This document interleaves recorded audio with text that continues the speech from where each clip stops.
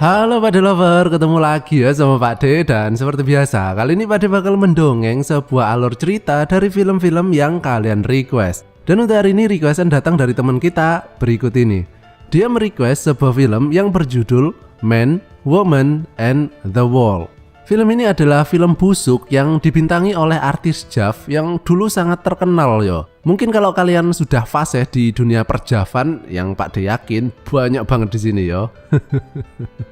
Kalian pasti tahu artis ini. Kalau ada yang nggak tahu dan pengen tahu, boleh komen di bawah ya. Kalau pengen tahu loh ya. Kalau nggak pengen tahu juga nggak masalah kok. Oke, langsung saja kita masuk ke video. Silahkan klik dulu tombol subscribe-nya, klik.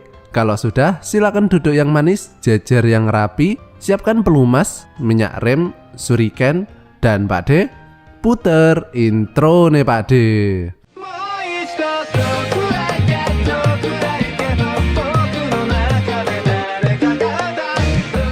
この番組はご覧のスポンサーの提供でお送りします。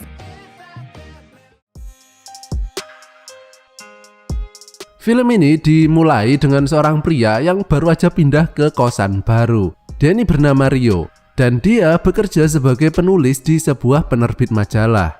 Nah, dia ini seneng banget ya dapat kosan ini karena meskipun harganya murah, tapi kamar mandi udah di dalam dan udah ada bathtubnya juga. Tapi dia baru sadar bahwa ada kekurangan di kosan ini, yaitu temboknya itu tipis banget loh. Jadi suara penghuni kamar sebelah itu bisa terdengar samar-samar. Dan dia dengar pas ada telepon di ruang sebelah. Rio tahu kalau penghuni kamar sebelah itu adalah seorang cewek. Dan film ini pun dimulai. Prahara tembok mesum. Nah, ketika cewek itu mandi, Rio pun berusaha keras untuk mendengar suara pas dia lagi mandi. Sampai dibela-belain kayak gini loh. Udah bukan kayak Spiderman lagi nih namanya. Kayak Tokekman ini yo. Nah, berhubung Rio ini belum pernah melihat wajah cewek tersebut, jadi dia membayangkan sosok cewek tersebut seperti ini bentuknya. Jadi ini cuma gambaran aja yo, aslinya nggak kayak gini wajahnya. Dia ini bernama Satsuki yang diperankan oleh artis Jav yo. Kalau kalian pernah nonton Jandara, pasti tahu artis ini. Nah, Satsuki ini sering banget dapat telepon misterius yang isinya tuh mengancam dan juga mesum. Dan karena suaranya disamarkan, dia nggak tahu siapa orang tersebut. Kemudian Satsuki menelpon pacarnya yang bernama Yuta. Dan sekali lagi ini juga bukan wajah sebenarnya ya. Dia ini cuma gambaran menurut Rio yang menguping di kamar sebelah karena dia belum pernah lihat wajahnya. Satsuki ini merasa takut dengan teror telepon tersebut sehingga dia meminta Yuta datang ke kosannya. Dan seperti film busuk pada umumnya, kemudian mereka pun melakukan acara eksplorasi ke dalam gua. Sementara Rio yang mencoba menguping sambil menggosok-gosok tiang listriknya yang sudah berdiri. Dan Rio kini tambah penasaran ya dengan wajah Satsuki sebenarnya.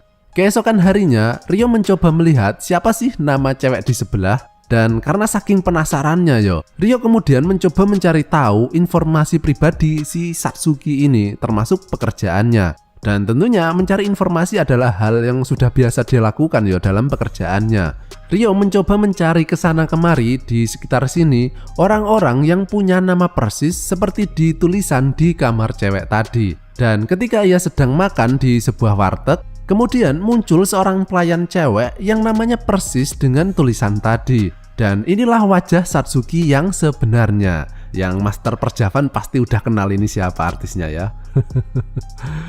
Nah, melihat Satsuki yang ternyata cakep ini, kemudian Rio pun langsung kesengsem ya, langsung tertarik. Tapi Rio ini pinter ya, dia tahu kalau Satsuki sudah punya pacar dan juga Satsuki kan sering diteror tuh. Kalau Rio tiba-tiba kenalan, takutnya ntar malah dicurigai sebagai orang yang menerornya tadi. Akhirnya dia berpikir gimana caranya agar si Satsuki inilah yang mengajak interaksi lebih dulu ke Rio. Dan dia menemukan sebuah ide. Rio ini membeli beberapa makanan kaleng dan dikirim ke alamat kosnya. Namun dia berpesan kepada kurir JNE kalau di kamarnya nggak ada orang, suruh titip ke kamar sebelah alias kamarnya Satsuki. Nah otomatis kan ntar Satsuki bakal nganter paketannya tau ke kamar Rio. Pintar juga ini kadal plastik. Bisa ditiru ini ya tekniknya. Dan sesuai rencana, Satsuki kemudian mengantar paketannya ke kamar Ryo. Dan disinilah kemudian mereka berkenalan. Ryo kemudian berbasa-basi ngasih beberapa makanan di paketan tersebut kepada Satsuki. Dan Ryo ini juga mendapat sebuah ide, yaitu memasang alat penguat sinyal suara di temboknya. Jadi dia kini bisa mendengar suara Satsuki pakai earphone tanpa perlu menjadi tokekmen lagi. Dan uniknya, akibat ulahnya ini menggunakan alat penyadap suara, dia kemudian tahu kalau di dalam kamar Satsuki ada beberapa tempat yang tidak dapat disadap karena memiliki noise atau suara kemersek gitu. Dia nggak ngerti kenapa bisa seperti itu. Akhirnya dia meminta tolong kepada temannya yang ahli menyadap. Dan ternyata hal itu terjadi karena di dalam ruangan Satsuki juga sudah ada alat penyadap lainnya, yang kemungkinan alat itu dipasang oleh orang yang selama ini menerornya. Mereka kemudian masuk ke dalam kamar Satsuki untuk melihat di mana saja letak penyadapnya yang berupa kamera kecil. Dan akhirnya si ahli penyadap ini bilang bahwa kemungkinan orang ini nggak jauh dari tempatnya. Dia kemudian memantau area di sekitar dan melihat ada sebuah mobil yang sedang diparkir. Ryo pun kemudian mencoba melihat siapa orang yang ada di dalam mobil tadi. Dan dia melihat nama Yuta.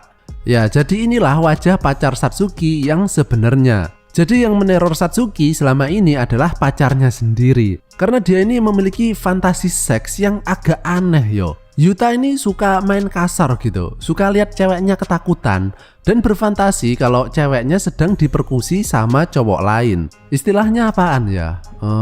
Entahlah, nggak tahu. Keesokan harinya, Ryo nggak sengaja ketemu dengan Satsuki setelah pulang kerja. Padahal sih disengaja aslinya.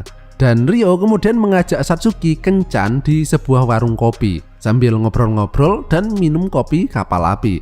Malamnya Ryo menggunakan teknik tukang JNE lagi dan kali ini dia mengirim paket udang yang masih hidup. Dan di sini Ryo kemudian menggoda Satsuki yang geli ya kalau ngelihat udang yang masih hidup gini. Dan coba deh kalian dengerin. Ini loh bedanya jeritan artis JAV sama cewek biasa.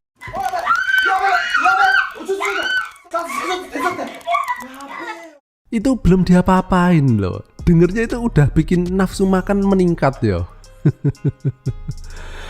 Aduh. Mereka kemudian makan malam bareng, tapi Yuta yang tahu kalau Satsuki nggak ada di kamarnya kemudian marah dan menelponnya. Satsuki kemudian pulang dan beberapa saat kemudian Yuta datang dan langsung menggenjot Satsuki dengan sangat kasar. Ryo yang mendengar suara mereka kemudian menjadi jengkel dan berpikir gimana pun caranya Satsuki harus putus dengan Yuta karena dia ini cowok nggak bener yo. Akhirnya Ryo bareng teman-temannya merencanakan sesuatu. Ryo mengajak kencan Satsuki sampai malam, sementara teman-temannya menyamar dan masuk ke dalam kamar Satsuki yang nantinya pasti akan dipantau lagi sama Yuta. Nah, di sini mereka memainkan drama seolah-olah Satsuki itu terlilit hutang dan sedang dikejar-kejar sama debt collector. Dan karena Satsuki nggak bisa bayar, kemudian debt collectornya mengambil HP Satsuki dan melihat bahwa Satsuki punya pacar yaitu Yuta. Nah, debt collector tersebut kemudian ganti mengejar Yuta untuk menagih hutangnya, yang kemudian membuat Yuta ini ketakutan ya. Beberapa hari berlalu dan Yuta kini sudah nggak pernah muncul dan menghubungi Satsuki lagi. Dan ketika Satsuki pergi ke apartemen Yuta, ternyata tetangganya bilang kalau Yuta sudah pindah beberapa hari yang lalu. Jadi rencana licik Ryo ini berhasil ya. Yuta kini diperas sama temen Ryo tadi, sedangkan Satsuki kini otomatis menjomblo karena Yuta yang ketakutan tadi meninggalkan Satsuki tanpa ada kabar sama sekali. Satsuki yang kini sedang galau kemudian ditemani sama Ryo yang berusaha menghiburnya. Mereka ngobrol, makan, dan minum-minum beras kentur yang kemudian membuat Satsuki menjadi teler. Dan ketika teler inilah aura artis JAV Satsuki kemudian keluar. Satsuki dengan pose semlohe kemudian menggoda Ryo untuk bercocok tanam. Tapi Ryo ini nggak mau loh. Ya, padahal penontonnya udah pada siap-siap itu. Ryo ini menolaknya karena sebenarnya Ryo ini jatuh cinta ke Satsuki dan dia nggak mau melakukan penggenjotan dalam keadaan Satsuki sedang galau seperti itu. Dia nggak mau menggunakan kesempatan dalam kesempitan ya. Padahal udah bener-bener sempit itu celananya. Keesokan harinya muncul Yuta yang terlihat sangat stres ya. Dan disinilah akhirnya Satsuki tahu bahwa Yuta lah yang selama ini menerornya. Yuta yang stres ini kemudian berusaha membunuh Satsuki. Ryo yang mendengarnya kemudian langsung datang dan menyelamatkan Satsuki dan menyuruhnya berlari sejauh mungkin. Namun bukannya berlari menjauh, Satsuki justru bersembunyi di kamar Ryo, yang membuat Satsuki tahu kalau selama ini Ryo telah menyadap ruangannya. Ryo yang sedang berusaha melawan Yuta tapi kewalahan karena Yuta membawa pisau ya. Dan ketika dia hampir menusuk Ryo, kemudian muncul teman Ryo tadi yang menyelamatkannya. Ryo kemudian kembali ke kamarnya dan meskipun Satsuki tahu kalau Ryo menyadapnya, tapi dia bertingkah seolah-olah tidak tahu. Karena Satsuki berpikir kalau Ryo orang jahat, pastinya dia sudah mau melakukan penggenjotan kemarin. Dan besoknya karena Satsuki kini tahu kalau Ryo itu pasti sedang menyadap suaranya, dia justru sengaja mengobok-ngobok bikang angetnya dan membuat suara-suara yang bikin menelan ludah yo. Dan ketika Ryo sedang mengamplas batangnya, Satsuki justru datang ke dalam kamar Ryo dan akhirnya pertempuran antar galaksi pun terjadi. Dan film ini pun berakhir.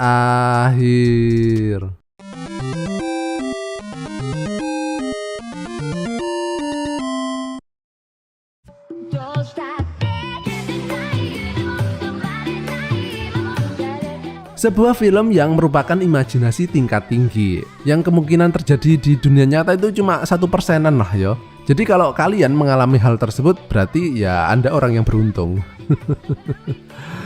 Ya wes lah, cukup sekian. Dan jika kalian masih pengen mendengarkan suara Pak D, kalian bisa melakukannya dengan cara mengklik salah satu video yang muncul di layar kalian saat ini.